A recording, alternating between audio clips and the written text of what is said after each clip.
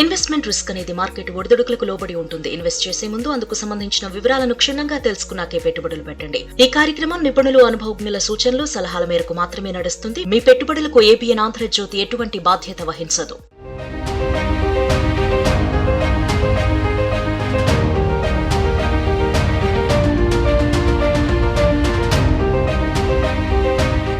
Welcome to money మంత్ర.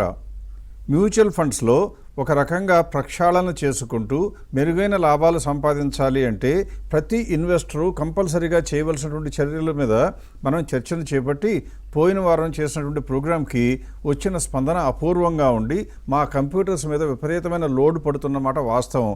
దానికోసం already కావాల్సినటువంటి ఇన్ఫ్రాస్ట్రక్చర్ని మేము యాడ్ చేయటం కూడా జరిగింది. కాబట్టి ఎన్ని వేల మంది కోరుకున్నా కూడా సకాలంలో రిపోర్ట్స్ ఇచ్చేటువంటి కెపాసిటీ ఇప్పుడు మన దగ్గర ఉంది అని చెప్పడానికి కొద్దిగా గర్విస్తున్నాను.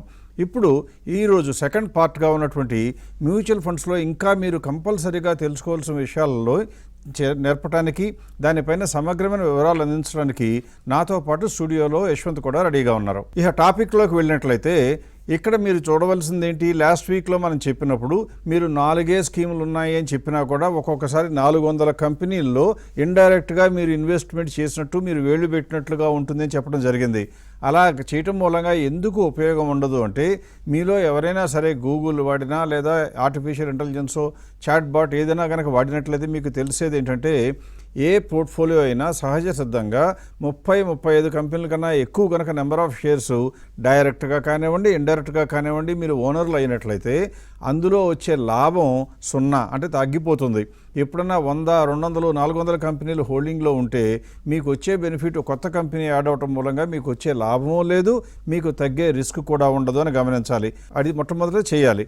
ఆ తర్వాత ఎప్పుడూ కూడా ఎవరైనా సరే నన్ను అడుగుతూ ఉంటారు, బై అండ్ ఫర్గెట్ అంటారు. అది ఎందుకు మంచిది కాదు అంటే మనం గమనించాల్సింది ఏంటంటే, ఎప్పుడైనా సరే మీకు సరైన సహాయం ఇచ్చేటువంటి ప్రొఫెషనల్స్ అందుబాటులో లేకపోయినా, కేవలం సహాయం చేసేవాళ్ళే కాదు, ఆ చేసే సహాయం వాల్యుబుల్లో కాదో తెలుసుకునేటువంటి ఆసక్తి మీకు లేకపోతే వాళ్ళ యొక్క సహాయం ఉపయోగం లేకుండా పోవచ్చు. కానీ మీరు కొద్దిగా జాగ్రత్త వహించి వాళ్ళు చేస్తాను అని ఆఫర్ చేస్తున్న సహాయాన్ని మీ అంతటా మీరు ఇండిపెండెంట్గా చెక్ చేసుకుని అది నిజంగానే ఉపయోగంగా ఉంది అనుకుంటే మాత్రమే పొందుతున్నారనుకోండి, ఆ వచ్చే అవకాశాన్ని కోల్పోకుండా ఉండాలి అంటే గుడ్డిగా ఒక మ్యూచువల్ ఫండ్ కొనుక్కుని అందులోనే జర్నీ చేస్తూ పెరిగితే బాగుండు అని దేవుళ్ళకి మొక్కుకుంటే వచ్చే ఫలితాలు పెద్దగా ఉండకపోవచ్చు. అందువల్ల అందులో అలా హోల్డ్ చేయటం అనేది మంచి పద్ధతి కాదు అనేది. పైగా ఇవన్నీ కూడా చేయటానికి ఈ ప్రొఫెషనల్స్ అడిగితే కొద్దిగా డబ్బులు అడుగుతారు కదండి, నేను డైరెక్ట్ ప్లాన్ పెడితే ఖర్చులు తక్కువ కదండి అంటారు. దానికోసమే కొన్ని వివరాలు మీకు ఇస్తూ మేము ఇచ్చే రిపోర్ట్లో కొన్ని వివరాలు ఎలా ఉంటాయంటే, మీకు తెలియకుండా మీ పోర్ట్ఫోలియో మీద ఆల్రెడీ మీరు ఎంత ఖర్చు పెడుతున్నారో చెప్పడం జరుగుతుంది. ఆ ఖర్చు కన్నా గనక మిగులు వచ్చిందనుకోండి, అంటే మీరు గనక రెగ్యులర్ ప్లాన్స్ నుంచి డైరెక్ట్ ప్లాన్స్లోకి మారితే మీకు వచ్చే సేవింగ్స్ కూడా ఫీజుగా చెల్లించక్కర్లేదనుకోండి. అంటే అర్థం ఏంటి, కేవలం మన ఖర్చు తగ్గించుకుని కూడా లాభం పొందే అవకాశం ఉంటుందేమో ఆలోచించాలి. మీరు వాడుకున్నా వాడుకోకపోయినా పర్వాలేదు, కానీ తెలుసుకోవటం మాత్రం మీకు మీరే చేయవలసినటువంటి ప్రథమ కర్తవ్యంగా భావించాలి. ఇప్పుడు నేనేం చేస్తానంటే, ఈ ఇంట్రడక్షన్ అయిపోయిన తర్వాత లాస్ట్ వీక్లో ఒక రిపోర్ట్ గురించి యశ్వంత్ సమగ్రంగా చర్చించి మీకు వివరాలు అందించారు. ఇప్పుడు నేనేం చేస్తానంటే, మీరు మ్యూచువల్ ఫండ్ పోర్ట్ఫోలియోలో 4 ఉండొచ్చు, 14 ఉండొచ్చు, లేకపోతే 40 ఉండొచ్చు మ్యూచువల్ ఫండ్ స్కీముల్లో. మీ స్కీముల్లో పెట్టడం మూలంగా మీకు తెలియకుండా మీ పోర్ట్ఫోలియో ద్వారా మీరు ఇండైరెక్ట్గా ఎన్ని షేర్లో పెట్టారో ఆ షేర్ల యొక్క పరిస్థితి ఎలా ఉండిందో అదంతా కూడా సేకరించి మీకు రిపోర్ట్ ఇవ్వడం జరుగుతుంది. అది ఎలా ఉంటుందో ఆ రిపోర్ట్లో వచ్చే అడ్వాంటేజెస్ ఏంటో చెప్పవలసిందిగా యశ్వంత్ని రిక్వెస్ట్ చేస్తాను. రైట్ అండి. సో లాస్ట్ వీక్ మనం ఏం చేస్తామంటే, ఎక్కువ వరకు పర్ఫార్మెన్స్ మీద ఫోకస్ పెట్టి, అంటే మనం ఒక సిస్టమ్, ఒక స్ట్రక్చర్ ఫాలో చేస్తుంటే పర్ఫార్మెన్స్ ఎలా ఉండేది, అదే కాకుండా నా యొక్క మ్యూచువల్ ఫండ్ పోర్ట్ఫోలియో కరెంట్గా నిఫ్టీతో కంపేర్ చేసి సంవత్సరం ఎలా కంపేర్ అయింది, బాగా చేసిందా, పూర్గా పర్ఫామ్ చేసిందా కూడా ఈజీగా మనం రిపోర్ట్ రూపంలో ఎలా చూడొచ్చో చెప్పాము. అది కూడా I'm hoping that it was very useful, ఎందుకంటే వచ్చిన స్పందన కూడా చాలా యూస్ఫుల్ అండ్ చాలా ఎంకరేజింగ్గా ఉంది. సో ఇవాల్టి రోజు మనం ఆల్రెడీ పోయినసారి కొంచెం టీజర్ లాగా, అంటే మీరు ఒక 4-5 మ్యూచువల్ ఫండ్స్లో ఇన్వెస్ట్ చేస్తే ఇండైరెక్ట్గా మీరు వెళ్ళి ఈక్విటీసే కొంటున్నారు. ఆ యొక్క ఈక్విటీస్ ఒక్కొక్కళ్ళు ఒక్కో క్వాంటిటీ పరంగా మనం కొంటూ ఉంటాం. ఆ క్వాంటిటీస్ ఆ యొక్క స్టాక్స్ మంచివా కాదా. పోయిన వారం ప్రసాద్ గారు ఆల్రెడీ చెప్పారు, కొన్ని పూర్ స్టాక్స్ హోల్డ్ చేసుకుంటున్నామా, అన్ని మంచి స్టాక్సేనా, ఎందుకంటే ఫండ్ మేనేజర్ని నమ్ముతున్నాం, ఫండ్ మేనేజర్ అంటే చాలా ఎక్స్పీరియన్స్ ఉంది, వారికి చాలా అవగాహన ఉంటుంది, మంచి స్టాక్లే కొంటారు, అవసరం లేని స్టాకులు ఉంచుకోవాల్సిన అవసరమే అసలే ఉండదు అని అనుకుంటూ ఉంటారు. అదే భ్రమలో ఎక్కువ వరకు ఇన్వెస్టర్స్ ఉంటారు. సో అది వాస్తవమా లేకపోతే ఎలా ఉందా అన్న కూడా ఈజీగా తెలుసుకునే అవకాశం నేను ఒకసారి స్క్రీన్ షేర్ చేస్తూ ఎక్స్ప్లెయిన్ చేస్తా. సో పోయినసారి చూసాం మనం ఈ vivekam.co.in/mutual fundsకి వెళ్ళి మన ఇన్ఫర్మేషన్ ఇవ్వడం, ఇన్ఫర్మేషన్ ఇస్తే ఈ రిపోర్టు ఆటోమేటెడ్ వేలో ఎలా వస్తుందో తెలుసుకున్నాం మనం. సో పోయినసారి చెప్పాను, ఇదే మన రిపోర్ట్లో ఫస్ట్ పేజ్లో ఇక్కడ కింద మీరు చూసినట్లయితే ఒక 474 ఇండిపెండెంట్ ఈక్విటీ స్టాక్స్లో మనం ఇన్వెస్ట్ చేస్తున్నాం ఇండైరెక్ట్గా. అంటే ఈయన నిజంగానే 4-5 స్కీముల్లోనే పెట్టుండొచ్చు, కానీ ఆ 4-5 స్కీముల్లో పెట్టడం వల్ల 474 స్టాక్స్కి ఎక్స్పోజర్ తీసుకున్నారు. అగైన్ మనం పోయినసారి చెప్పాం, 30 స్టాక్స్ కంటే ఎక్కువ ఉంటే డైవర్సిఫికేషన్ బెనిఫిట్ అసలు రానే రాదు. అంటే సింపుల్ గూగుల్ సెర్చ్ చేసినా మీకు అర్థమైపోయింది, లేకపోతే స్టాటిస్టిక్స్ గురించి ఇంట్రెస్ట్ ఉన్నా కూడా ఎవరైనా సరే కొంచెం డెప్త్లో వెళ్ళినా కూడా దాని గురించి ఈజీగా తెలుసుకోవచ్చు. సో 30 స్టాకులు ఎక్కడ, 474 ఎక్కడ. సో ఈ మ్యూచువల్ ఫండ్ ఇన్సైట్లో వచ్చే నెక్స్ట్ రిపోర్ట్కి అసలు ఎటువంటి అజంప్షన్స్ తీసుకున్నామో ఒకసారి ఎక్స్ప్లెయిన్ చేస్తా. So assume you are holding 4 to 5 mutual fund schemes in certain quantities. అంటే ఒకటేమో చాలా కొన్నారు, నాకు యూనిట్లు ఎక్కువ ఉన్నాయి, ఇంకొన్నేమో తక్కువ ఉన్నాయి, ఇంకోటేమో ఎక్కువ ఉన్నాయి, వాట్ ఎవర్ ఇట్ ఈస్. అలా ఒక్కొక్క స్కీమ్లో ఒక్కొక్క క్వాంటిటీ పరంగా హోల్డ్ చేస్తున్నట్లయితే each of these mutual fund schemes gives out holdings at the end of the each month. అంటే ప్రతి నెల వాళ్ళు వచ్చేసి 10వ తారీఖు లోపల యూజువల్గా వారి హోల్డింగ్స్ని డిస్క్లోజ్ చేస్తారు. ఆ యొక్క మ్యూచువల్ ఫండ్ స్కీమ్ అంటే రియల్ టైమ్గా మనకి ఇన్ఫర్మేషన్ రాకపోయినా అట్లీస్ట్ కొంచెం ల్యాగ్తో ఆ యొక్క స్కీమ్లో ఉండే స్టాక్స్ ఏంటి, వారి హోల్డింగ్స్ ఏంటి, వెయిటేజెస్ ఏంటి కూడా అందరూ డిస్క్లోజ్ చేస్తారు మ్యూచువల్ ఫండ్స్. సో ఇవన్నీ తీసుకుని మనం ఏం చేస్తామంటే we only bother about fund manager, AMC, ఇవన్నీ ఎక్కువ కన్సిడర్ చేయకుండా ప్యూర్గా ఫండ్ మేనేజర్ మీద లేకపోతే ఏఎంసీ మీద భరోసా పెట్టి ఇలా చెప్పినట్టుగా we just buy and hold and forget. అంటే కొనడం, తిరిగి మళ్ళీ అదే కొనడం అండ్ కలకాలం అదే ఉంచుకోవడం. ఎప్పుడైనా సరే మనకి డబ్బు అవసరం ఉండి క్యాపిటల్ గెయిన్స్, అప్పుడు ఎగ్జిట్ లోడ్ అన్నీ అప్పుడు ఆలోచించి అప్పుడు అమ్మేయాల్సిన అవసరం ఉంటే అప్పుడు అమ్ముతామే, కానీ యాక్టివ్గా పార్టిసిపేషన్ ఎక్కువసార్లు ఉండదు మ్యూచువల్ ఫండ్స్లో. అదే కాకుండా ఇప్పుడు ఇవన్నీ తీసుకుని నేను ఇవాల్టి రోజు నాకు ఇండైరెక్ట్గా ఏవేన్ స్టాక్స్లో ఎక్స్పోజర్ తీసుకున్నాను, అది with in probably only one in the country who is doing that, అది మనమే. ఏంటంటే మీ మ్యూచువల్ ఫండ్స్లో ఇండైరెక్ట్గా నేను 474 స్టాకులు హోల్డ్ చేసుకుంటున్నా. ఆ స్టాక్స్ ఏంటి, ఆ స్టాక్స్ పర్ఫార్మెన్స్ ఎలా ఉన్నాయి, ఆ స్టాక్స్ అండర్ వాల్యూడ్గా ఉన్నాయా, ఓవర్ వాల్యూడ్ ఉన్నాయా, పోర్ట్ఫోలియో ఇదంతా కన్స్ట్రక్ట్ చేసి నేను ఒక పోర్ట్ఫోలియో కూడా ఇలా కొన్నట్లయితే ఆ పోర్ట్ఫోలియో ఎలా ఉంది, కంపేర్ అగైన్స్ నిఫ్టీ. అప్పుడు ఫండమెంటల్గా మన స్ట్రెంగ్త్స్ ఏంటి, మన పోర్ట్ఫోలియో ఏంటి, ఫండ్ మేనేజర్ ఏంటో కూడా మనం చెప్పే ప్రయత్నం చేసుకోవచ్చు. సో ఈ ఇండైరెక్ట్గా నేను హోల్డ్ చేస్తున్న ఫండ్స్ ఏంటా, ఈక్విటీస్ ఏంటా అని చూస్తే ఈ పలానా ఇన్వెస్టర్ ఆల్మోస్ట్ 474 స్టాక్స్ ఉన్నాయి. దాని గురించి కాకుండా ఫస్ట్ 11 చూస్తే 361 వెల్త్ మేనేజ్మెంట్ ఏదైతే ఉందో 11.966 క్వాంటిటీ ఆయన హోల్డ్ చేస్తున్నారు. అంటే ఈ 361 వెల్త్ మేనేజ్మెంట్ ఒక 2-3 స్కీమ్లో ఉండుండొచ్చు. అన్నిట్లో నేను పెట్టిన క్వాంటిటీస్ బట్టి ప్రోరేటా తీసుకుని అపార్చునేట్ తీసుకుని నా టోటల్ క్వాంటిటీస్ ఎంత అంటే 11.96. ఇక్కడ ఏంటండి 11 పాయింట్ అంటున్నారు, షేర్లు అనేది ఎక్కడైనా ఫ్రాక్షనల్గా దొరుకుతాయా అంటే మనం అజంప్షన్ తీసుకోవడానికి ఇలా చేస్తున్నాం to get pure complete reflection of the exposure. ఎందుకంటే మనకి చాలాసార్లు చాలా తక్కువ అమౌంట్స్ పెట్టారనుకోండి, ఒక్క స్టాక్ కూడా రాదు. ఎందుకంటే ఆయన ఏమో 100 స్టాకులు కొంటాడు, మనం పెట్టే 5,000కి వెరీ ఫ్యూ స్టాక్స్ వస్తాయి. So assuming that part stocks కూడా మీకు ఎక్స్పోజర్ తెచ్చుకోవడానికి ఆ పార్ట్ స్టాక్స్ కూడా హోల్డ్ చేసినట్లయితే ఆ పార్ట్ స్టాక్స్ తాలూకు ఎర్నింగ్స్ ఎలా ఉన్నాయి, ఆ యొక్క స్టాక్ ఫండమెంటల్స్ ఎలా ఉన్నాయి కూడా తెలుసుకునే అవకాశం ఈ రిపోర్ట్ ద్వారా మీరు తెలుసుకోవచ్చు. ఈ 361 వెల్త్ మేనేజ్మెంటే చూస్తే 11.96 క్వాంటిటీ ఉంది. లాస్ట్ 3 ట్రైలింగ్ 12 months పీరియడ్లో ఎర్నింగ్స్ పెంచుకుంటుందా లేదా అంటే నా 11 క్వాంటిటీ 265 రూపీస్ ఎర్నింగ్స్ ఇచ్చారు. ఆ తర్వాత క్వార్టర్ వచ్చేసరికి 284, ఆ తర్వాత క్వార్టర్ వచ్చేసి 310. ఇవాళ రోజు ఎంత రేట్లో ఉంది 932. మన ప్రకారం దీని ఫేర్ ప్రైస్ ఎంత 1600. అంటే అన్ని రకాలుగా చూసినా this is a good stock. But అన్ని గుడ్ స్టాక్సా? 3M ఇండియా నెక్స్ట్ వచ్చిన స్టాక్ 3M ఇండియా లిమిటెడ్. ఇక్కడ చూసినట్లయితే 2024 జూన్ నాటికి ఎర్నింగ్స్ ఏమో 121 రూపీస్, ఆ తర్వాత క్వార్టర్ 118, ఆ తర్వాత 114 అంటే అర్నింగ్స్ ఏమో పడతా ఉన్నాయి. పోనీ అండర్ వాల్యూడ్గా ఉందా, ఉన్న రేట్ ఏమో 27,000. ఎంత ఉంది దీని ఫేర్ ప్రైసా అంటే 25,000. అంటే ఆల్ యాంగిల్స్లో చూస్తే గ్రోత్ లేదు, ఒక పరంగా ఓవర్ వాల్యూడ్గా ఉంది. ఎందుకు ఉంచుకోవాలి నేను ఈ స్టాకు?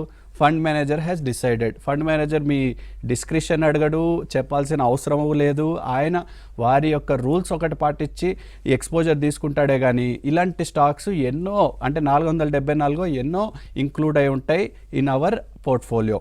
ఇలా ఇన్ని స్టాక్స్ హోల్డ్ చేస్తున్న ఇన్వెస్టరు అన్నీ తీసుకున్నాక నా పోర్ట్ఫోలియో పరంగా అర్నింగ్స్ ఎలా ఉందో కూడా తెలుసుకోవాల్సిన అవసరం ఉంటుంది.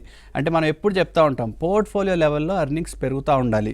లక్కీలీ ఈ యొక్క ఇన్వెస్టర్కి చూసినట్లయితే portfolio level earning 76,000 rupees to 79,000 rupees to 82,000 rupees. So the investor and the mutual funds that he are holding are doing a good job to him.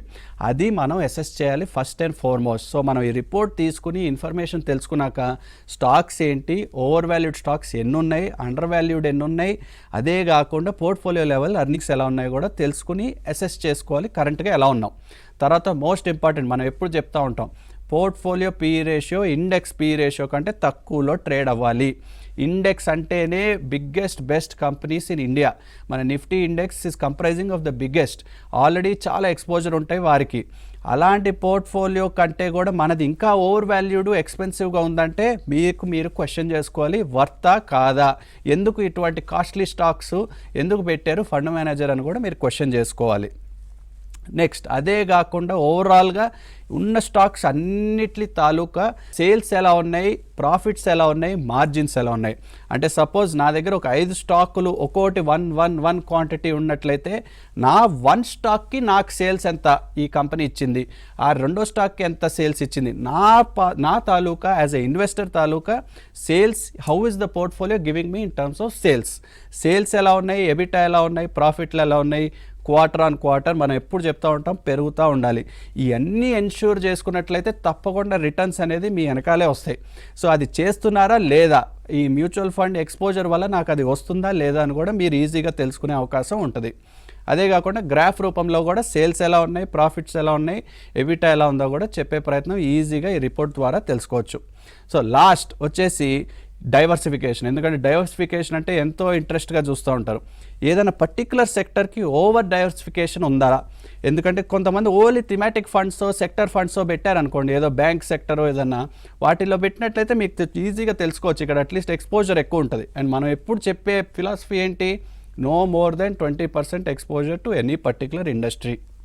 అలా చేసుకుని స్టాక్ లెవెల్ డైవర్సిఫికేషన్ ఎన్ష్యూర్ చేసినట్లయితే returns వస్తాయి. కానీ over exposure concentration తీసేసుకుని fund మేనేజర్ని నమ్మేద్దాం, ఇండస్ట్రీని నమ్మేద్దాం గుడ్డిగా, ఎందుకంటే దిస్ విల్ డూ బెటర్ అని ఇలా హోప్స్తో డ్రీమ్స్లో ఉండకుండా వాస్తవాలు నెంబర్స్ని ఫాలో చేస్తే ఎక్కువ శాతం లాభాలు వచ్చే అవకాశాలు ఉంటాయి. యశ్వంత్ మీకు చెప్పింది ఏంటంటే మీరు ఇండైరెక్ట్గా ఏమేమి ఈక్విటీస్ హోల్డ్ చేస్తున్నారో మేము లెక్క వేయటం మా ఒక్కళ్ళకే ప్రస్తుతానికి ఇండియాలో సాధ్యం. మేము ఒక్కళ్ళ మాత్రమే చేయగలుగుతున్నాం. అది కూడా పైసా మీకు ఎవరికి ఖర్చు లేకుండా, మాకేమీ కూడా మీరు పూలదండలు వేయవలసిన అవసరం లేకుండా.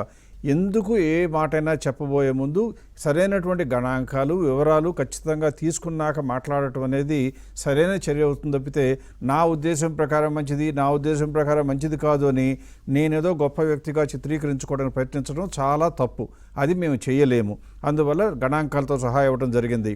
ఆ కేటగిరీలో కనుక మీరు చూసినట్లయితే కొన్ని షేర్స్ అయితే పెర్ఫార్మెన్స్ బాగానే ఉంటుంది, కానీ ప్రైస్ ఆల్రెడీ ఎక్కువ ఉంటుంది ఫెయిర్ ప్రైస్ కన్నా, అయినా హోల్డ్ చేస్తారు. కొన్ని అయితే పెర్ఫార్మెన్స్ బాగుంటుంది, ఫెయిర్ ప్రైస్ కన్నా తక్కువ ఉంటాయి, అవి మనమైనా ఉంచుకోమని చెప్తాం కాబట్టి ఉంచుకోవాలి. ఇంకొక కోవలోకి చూస్తే పెర్ఫార్మెన్స్ బాగుండని కంపెనీలు ఉంటాయి. బాగుండకపోవటమే కాకుండా ఆల్రెడీ ఉండవలసిన ప్రైస్ కన్నా కూడా ఎక్కువ ఉంటాయి. అంటే ఏ రకంగా చూసినా పొరపాటును కూడా ఉంచుకోకూడని స్టాక్స్ మీ పోర్ట్ఫోలియోలో కంటిన్యూ అవుతున్నట్లుగా మీకు తెలుస్తుంది. అలాగే పెర్ఫార్మెన్స్ బాగాలేకపోవటం ఒకటి, అయినా కూడా చౌకలో ఉందనుకోండి, చౌకలో ఉన్నంత మాత్రాన పనికి మాలిన షేర్ మన పోర్ట్ఫోలియో ఉంచడం మంచిది కాదు, అభిమతం కాదు. అయినా కూడా అవి కూడా కంటిన్యూ అవుతుంటాయి. అంటే ఇలా 4 కేటగిరీలు. మంచి వాటిల్లో ఓవర్ ప్రైస్డ్, అండర్ ప్రైస్డ్ మాత్రమే మన దగ్గర ఉండాలి, ఓవర్ ప్రైస్ ఉండకూడదు. బ్యాడ్ కంపెనీలో అండర్ ప్రైస్డ్ ఉండకూడదు కానీ ఉంటాయి, బ్యాడ్ కంపెనీలో ఓవర్ ప్రైస్డ్ అవి కూడా ఉంటాయి. అంటే 3 రకాల కంపెనీలు పనికిమాలిన ఉండటం మూలంగా మీ యొక్క పోర్ట్ఫోలియో PE రేషియో పెరగడంతో మీ మ్యూచువల్ ఫండ్ పోర్ట్ఫోలియో మొత్తానికి కలిపి ఇండెక్స్ కన్నా లాభం రావాలి అంటే అవకాశాలు తగ్గుతాయి. ఒకవేళ దేవుడు కరుణిస్తేనో మీకు విపరీతమైన లక్ ఉంటూనే వస్తుందేమో కానీ అదర్వైజ్ రావడానికి సాధ్యం కాదు. మరి ఇవన్నీ చేసిన తర్వాత ఎలా దాన్ని బీట్ చేయాలి అంటే మనం చేయవలసింది ఏంటి, మనకు ఉండే పోర్ట్ఫోలియోలో ఉండేటువంటి మ్యూచువల్ ఫండ్స్ అన్నీ కలిపితే ఆ పారామీటర్స్ మేలో ఇంప్రూవ్మెంట్ అయ్యే అవకాశం ఉన్న మ్యూచువల్ ఫండ్స్ని సెలెక్ట్ చేసుకోనన్నా చేసుకోవాలి, లేదా ర్యాంకుల ప్రకారం అన్నా ప్రొసీడ్ అవ్వాలి. మీకు పోయిన వారం కూడా చెప్పడం జరిగింది, ర్యాంక్స్ ప్రకారం ప్రొసీడ్ అయిపోతే 95% ఆఫ్ ద కేసెస్లో మ్యూచువల్ ఫండ్స్కి వాళ్ళకున్న పోర్ట్ఫోలియో కన్నా మెరుగైన లాభాలు వచ్చేట్లుగా సశాస్త్రీయంగా నిరూపించడం జరిగింది. అందువల్ల మీరు అలా చేయాలి అనుకుంటే ఎలా నమ్మాలో కూడా మీకు ఒక కొద్ది గొప్ప ఇంట్రెస్ట్ పుట్టాలి అని చెప్పాను, పుట్టాలి, మీకు డౌట్ రావాలి. అలా వచ్చినట్లయితే మీరు ఎలా చెక్ చేసుకోవడానికి వీలుగా మీకు నేనేం చేస్తానంటే, ఎవరైనా సరే మేము ఒక్కళ్ళమే కాదు మీతో ఎవరైనా సరే మేము బాగా చేయగలము అంటే సాక్ష్యం ఏంటి అని అడగడానికి జంకకూడదు. సాక్ష్యం కూడా మీరు ఎలా అడగాలి, వాళ్ళు ఇచ్చిన పేపర్ తీసుకుని చదువుకోవటం ఉండకూడదు. వాళ్ళు లేకుండా మీ అంతటా మీరు ఇండిపెండెంట్గా మీరు చెక్ చేసుకోగలగాలి. మీరు మీ స్నేహితులకు పంపించి చెక్ చేయండి సార్ అని అడిగితే వాళ్ళు కూడా చెక్ చేసి వాళ్ళు కూడా ఇది నమ్మచ్చు అని చెప్పినప్పుడు మాత్రమే నమ్మాలి. అటువంటి డిస్కషన్లోకే ఇప్పుడు మిమ్మల్ని తీసుకెళ్తున్నాను. ఇక్కడ మొట్టమొదటి నేను ఏ రకమైన రికమెండేషన్స్ కానీ మీకు ఇచ్చిన తర్వాత సాక్ష్యం ఇది అని మేము చెప్పే ధైర్యం చేయం. అందువల్ల మేము ఏం చేస్తామంటే, ఇలా మీ అంతటా మీరు చెక్ చేసుకోవాలంటే మా ఎవ్వరికీ చెప్పకుండా మీ అంతటా మీరే చేసుకున్నట్లయితే మీకు బోలెడంత సమాచారం వస్తుంది, నాలెడ్జ్ వస్తుంది. నాలెడ్జ్తో పవర్ వస్తుంది. అంటే all of you should be empowered to understand what is good, what is not good. అది ఎలా చేయొచ్చు అంటే ఇప్పుడు స్క్రీన్ షేర్ చేసి మీకు చెప్పే ప్రయత్నం చేస్తాను. ఒక్కసారి నా స్క్రీన్ కనుక మీరు చూసినట్లయితే మీకు ఫస్ట్ అర్థమయ్యేది ఏంటంటే, ఎప్పుడైనా సరే vivekam.co.in మ్యూచువల్ ఫండ్స్ కనుక మీరు టైప్ చేసినట్లయితే మీకు వచ్చే వెబ్సైట్లో 2 పార్ట్స్ ఉంటాయి. ఒకటి మీకు అంతకుముందు చెప్పినట్లుగా మీ యొక్క మ్యూచువల్ ఫండ్స్ని మాకు అప్పచెప్పడానికి లేదా మాకు కొద్దో గొప్ప ఇన్ఫర్మేషన్ ఇవ్వడానికి వీలుగా మీ పాన్ నెంబర్ అవ్వడం జరుగుతుంది. రెండవ పార్ట్లో ఏముంటుందంటే, మీ పాన్ నెంబర్ అక్కర్ లేకుండా మీరు మా యొక్క పెర్ఫార్మెన్స్ కానీ ప్రాసెస్ యొక్క ప్రొడక్టివిటీ చూద్దాము అనుకుంటే ఎవ్వరితో మాట్లాడవలసిన అవసరం లేకుండా కేవలం మీ నేమ్ ఇచ్చి, ఆ తర్వాత మీ ఈమెయిల్ ఇచ్చి, ఆ తర్వాత మీ మొబైల్ ఫోన్ నెంబర్ కనుక ఏర్పాటు చేసి అందులో ప్రొవైడ్ చేసి గెట్ ఓటీపీ మీద క్లిక్ చేసినట్లయితే మీకు వెంటనే ఒక విండో ఓపెన్ అవటం, అందులో మీ పేరు ఆల్రెడీ ఎంటర్ చేశారు కాబట్టి మీకు ఓటీపీ అడిగిన తర్వాత ఆ ఓటీపీ మీ ఫోన్ నెంబర్కి వచ్చినట్లయితే ఆ ఓటీపీ అందులో ఎంటర్ చేసి సబ్మిట్ కొడతారు. అంటే ఏం జరుగుతుంది, మీరు మీ యొక్క వ్యక్తిగత డీటెయిల్స్ ఏమీ ఇవ్వకుండా కేవలం పేరు, ఈమెయిల్ అడ్రసే ఇచ్చి ఫోన్ నెంబర్ ఇవ్వడంతో ఓటీపీ ఇవ్వడం మూలంగా మీకు మా ప్రాసెస్ని మీరు కావాల్సిన రోజులు చెక్ చేసుకోవడం వీలుగా విండో ఓపెన్ అవుతుంది.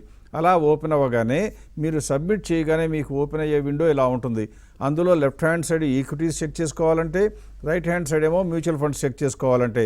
ఈరోజు మన చర్చలో ప్రధానంగా మ్యూచువల్ ఫండ్స్ పైన ఫోకస్ పెట్టాం కాబట్టి ఈక్విటీస్ వైపున లెఫ్ట్ సైడ్ నేను ప్రస్తుతానికి మర్చిపోయి రైట్ సైడ్ ఉన్న దాని మీదే ఫోకస్ చేస్తున్నాను.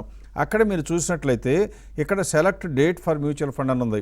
మీ ఇష్టం వచ్చిన డేటు అంటే కనీసం 5 years టైం ఇవ్వటం అనేది సరైన చర్య అవుతుంది. కాబట్టి 5 సంవత్సరాల కన్నా కొత్త డేట్ ఇద్దామంటే ఒప్పుకోదు, కానీ అంతకన్నా ముందు మీ ఇష్టం వచ్చిన రోజు అడగచ్చు. 2006, 7, 8 ఎప్పటి నుంచైనా సరే 20 ఏళ్ళుగా ఉన్న డేటాలో మీ ఇష్టం వచ్చిన డేట్లు కనీసం 5 డేట్లు అడగండి అని మేము రిక్వెస్ట్ చేస్తాం. అంటే ఒక డేట్ అడుగుతాను చెప్పండి అంటే మరీ అన్యాయంగా హాస్యాస్పదంగా ఉంటుంది. కాబట్టి కనీసం 5 రోజులు చేయవలసిందిగా మా రిక్వెస్ట్. మినిమం 5, మ్యాక్సిమం 20 డేట్ల వరకు కనుక మీరు ఒక్కొక్క డేటు ఎంటర్ చేస్తూ పోయినట్లయితే ఇక్కడ స్క్రీన్ మీద కనపడినట్లుగా ఈయన రకరకాల డేట్లు ఇవ్వడం జరిగింది. 22 October 2018, 20th March 2018, 11th September 2017, 21 September 2015, 10th June 2014 ఇలా రకరకాల డేట్లు అడిగారు.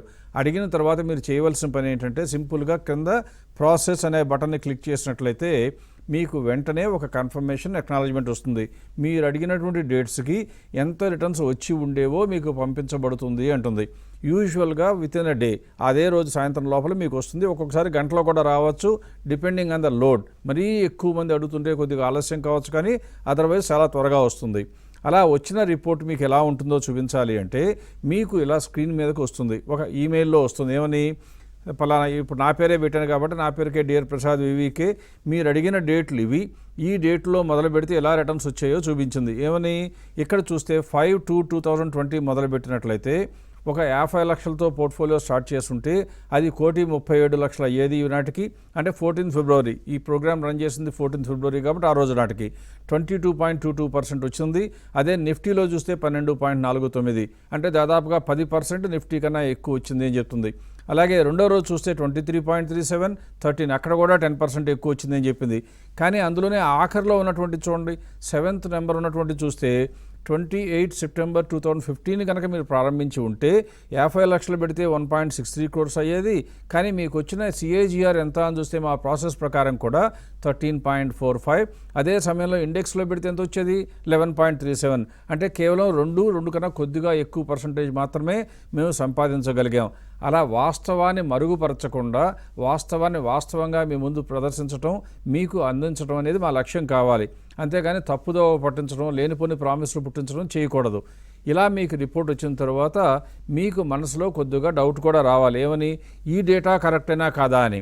మేము అంతా ఆటోమేటెడ్గా చేసి ఎట్టి పరిస్థితుల్లో మాన్యువల్గా ఏమీ గెలకకపోయినా మీకు అనుమానం రావటం సహజం, రావాలి. వస్తే మీరు సరైన వివరాలు పొందడానికి వీలుగా కింద క్లిక్ హియర్ అని కనపడుతుంది.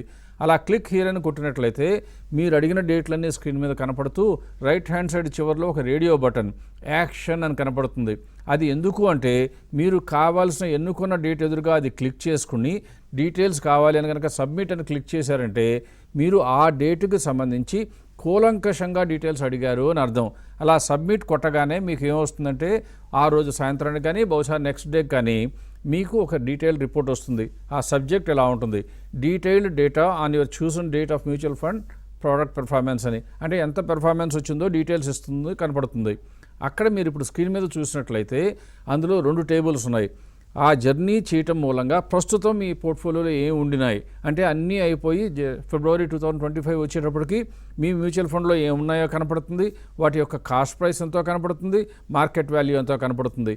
అన్నింటికన్నా ముఖ్యం దాని క్రింద 2వ టేబుల్ చూసినట్లయితే ఇది మనం అడిగింది 2019 నుంచి డీటెయిల్స్ అడగడం జరిగితే, అంటే దాదాపుగా 5 సంవత్సరాల కొన్ని నెలల పాటు జరిగితే 5 సంవత్సరాల మీద కొన్ని నెలల కాలానికి కలిపి మొత్తం మీ మ్యూచువల్ ఫండ్లో జరిగిన ట్రాన్సాక్షన్స్ ఎన్నో క్రింద కనపడుతున్నాయి. కేవలం 4 ట్రాన్సాక్షన్స్ మాత్రమే జరిగాయి.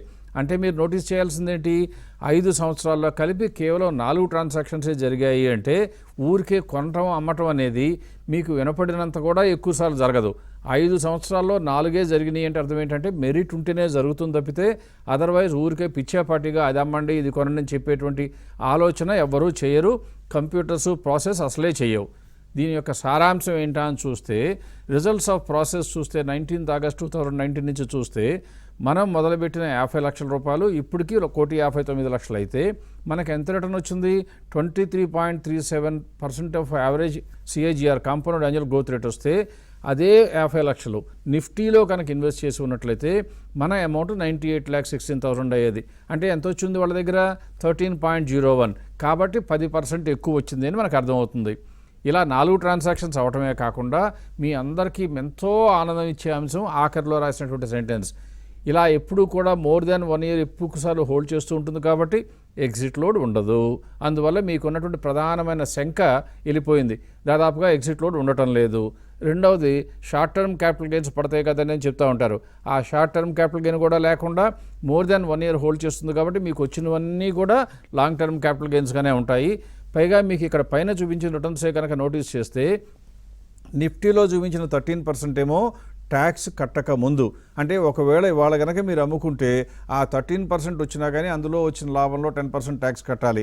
కానీ మీకు చూపిస్తున్నటువంటి ప్రాసెస్లో వచ్చిన వాల్యూనేమో ట్యాక్స్లన్నీ కట్టిన తరువాత వచ్చినటువంటి అమౌంట్ అనమాట. ఇందువల్ల మీరు తెలుసుకున్న విషయం ఏంటంటే ప్రాసెస్ని నమ్ముకుంటే లాభం రావటం, ఎగ్జిట్ లోడ్ రాకపోవటం, అలాగే క్యాపిటల్ గెయిన్స్లో ఎక్స్ట్రా లైబిలిటీ రాకపోవటం, ఇవన్నీ లాభాలు వస్తుండటానికి కారణం ఏంటంటే దీని వెనకాల ఎన్నో సంవత్సరాల కఠోరమైనటువంటి కృషి ఉండటమే కాకుండా వాటంతటికీ కూడా డేటా సపోర్టింగ్ ఎవిడెన్స్ ఉంది.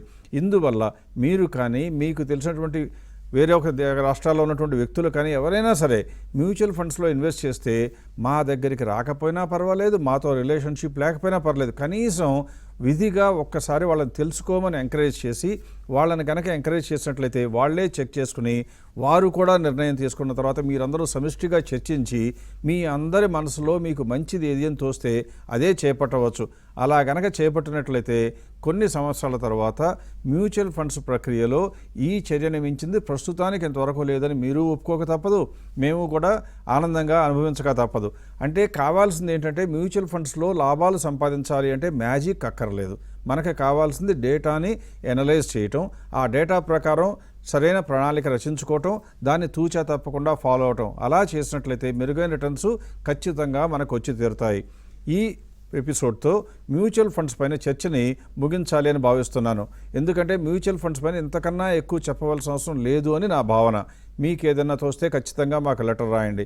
వచ్చే వారం ఆ తరువాతి వారంలో ఈక్విటీస్ గురించి కూడా ఇలాగే సమగ్రమైన చర్యను చేపట్టి మీకు మరిన్ని వివరాలు ఇవ్వడానికి ఖచ్చితంగా ప్రయత్నిస్తామని చెప్తూ ఈ వారం ఇప్పటితో సెలవు తీసుకుంటున్నాను.